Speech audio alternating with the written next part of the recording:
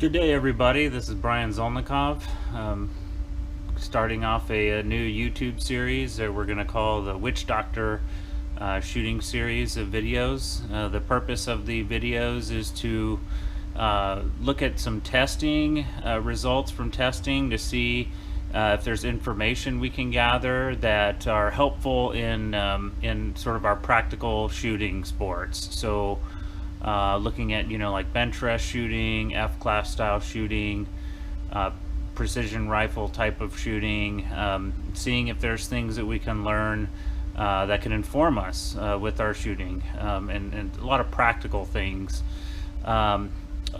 It's really born out of my curiosity. I do have a background in science. I do have a doctorate and have written a dissertation and published papers in neuroscience journals and whatnot. And so using scientific methods and testing is something that it comes natural to me and helps me draw conclusions and have some certainty towards those conclusions. So really what this is about is putting some things that I hear to the test.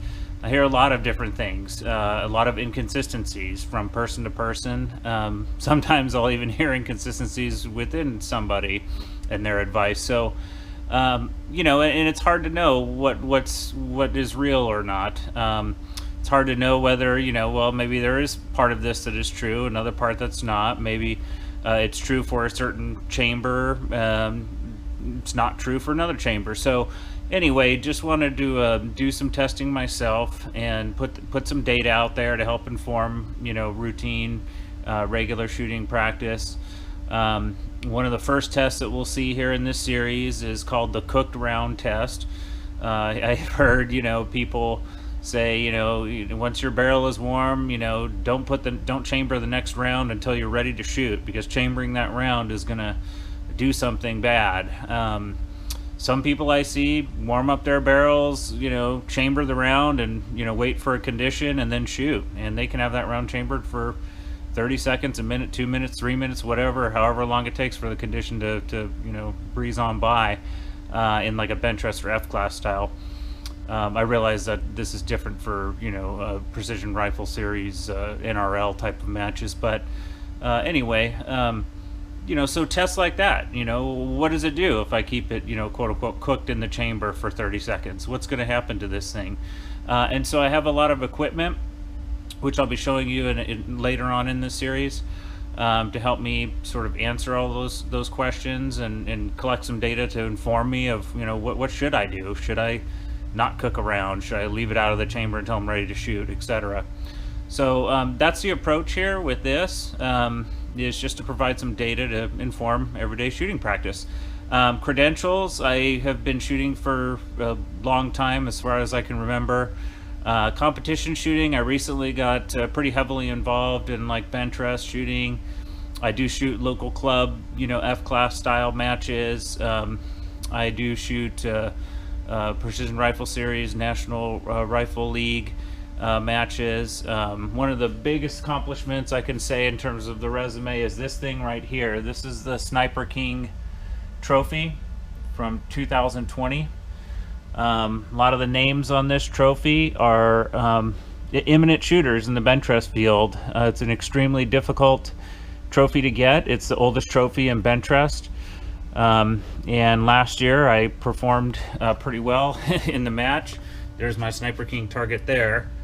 A 258 overall out of 10 shots, which I think adds to 0.129 for a 10 shot 200 yard ag. Also in a match previous to that, shot a 0.080. Anyway, have some first places here and there.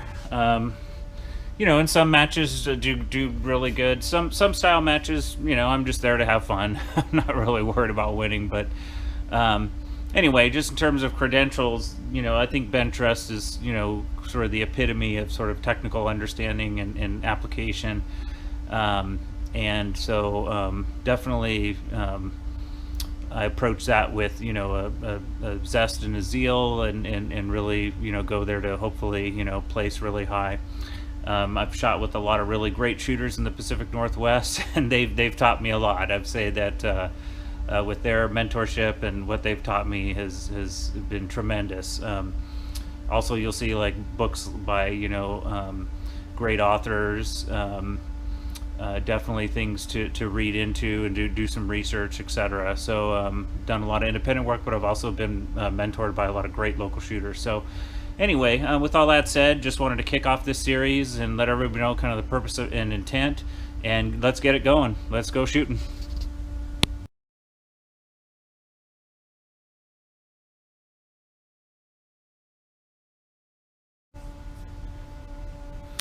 Hey everybody, Brian here. Just wanted to let everybody know the type of equipment that we are using for a lot of this testing. I've gotten a lot of questions about that in some of my posts. Obviously, some equipment, is better or worse, worse quality than others. So just wanted to demonstrate to people what we're using here as part of this testing. So we have a Salvadori Frenzy press, very straight, very true. Get really good, consistent results in terms of headspace anytime I'm resizing cases. Also for when I load at the range for bench rest competitions or any other kind of competitions, use this Harls. And any combination of either Nulon dies or these new Micron precision dies from Bullet Central are just phenomenal. So I think both of these dies are very high quality. This press, again, every time that I check the headspace with, of course, my Wilson case gauge micrometer and 6 ppc headspace gauge, it usually comes out very consistent. Rarely anything over 1,000 variation. What I also attribute to such a good effect of that is I do have an amp machine here, the annealing made perfect. I have Aztec codes for all of my cases and make sure that I anneal them prior to resizing every single time. Also have a lab radar and other equipment that I take to the range to help me get velocities. Good range, good rear bag here. This one is a Lenzi, very high quality. I definitely second to none there with that. There's the Sniper King trophy from 2020.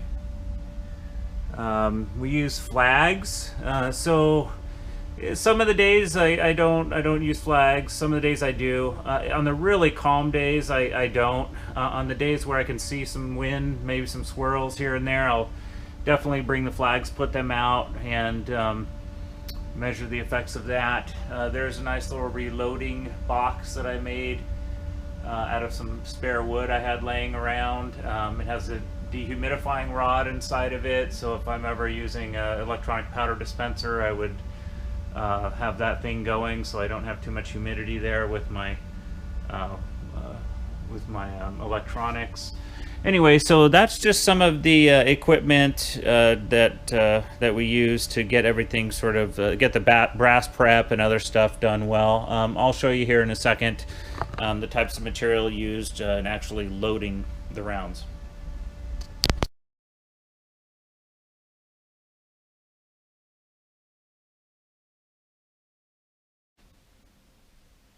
Hey everybody, it's Brian. Just wanted to show the actual bullet loading components. We went over and saw some of the brass prep stuff. Just wanted to go over the equipment now for actually loading the rounds. Here we have the RCBS Matchmaster, most precise throw dispenser to date. I can get it to throw 29.9 of N133 in about 15 seconds. So I use some custom settings to get this thing set up.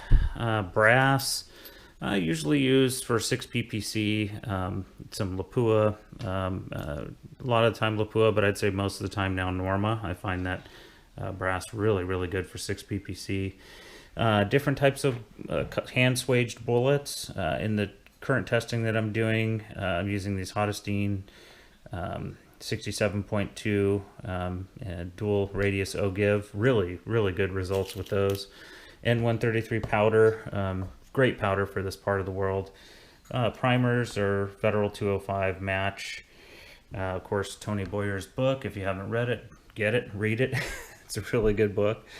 Nice long powder throw there.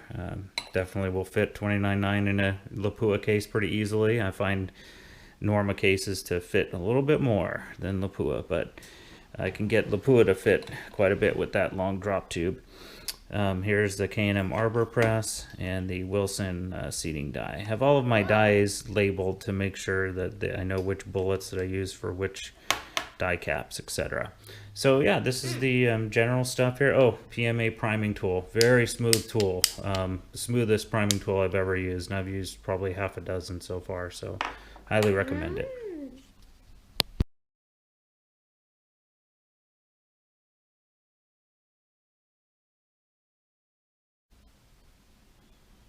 Okay, hello everybody, it's Brian. I'm back here with Talia, my sweet daughter. We are going to demonstrate how we make our bullets here. So we have our match master. Go ahead and throw the 29.9 of N133. We have a primed Lapua case here. We have it getting up to 29.9 and we're there.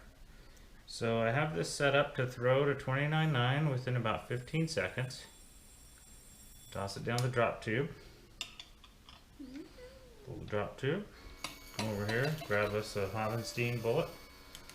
Put it in, there you go. And then Tully will do the arbor press. Go ahead, sweetie, yep. Okay, good. This bullet is seated, do it twice, there we go. And then this bullet here is seated 4 thousandths into the land, so this is a jammed bullet. Hey, Okay. we'll call that the Talia bullet. That's Talia bullet right there, the good luck bullet. We got another 29.9. Okay, ready for another one, sweetie? Yeah. Okay, Hovenstein bullet there. So just 2 times. There you go, 2 times, really hard. 1 more time. 2. Okay, good, good. And voila, there's your bullet. Yay. 2 Tully bullets. Well, that's how it's done. All done inside the house here. Temperature controlled, room temperature, humidity controlled 50%. So all the components functioning well. I clean them out routinely. As you can see, all very clean.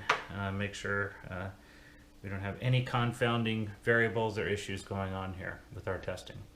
Okay, bye everyone. Bye.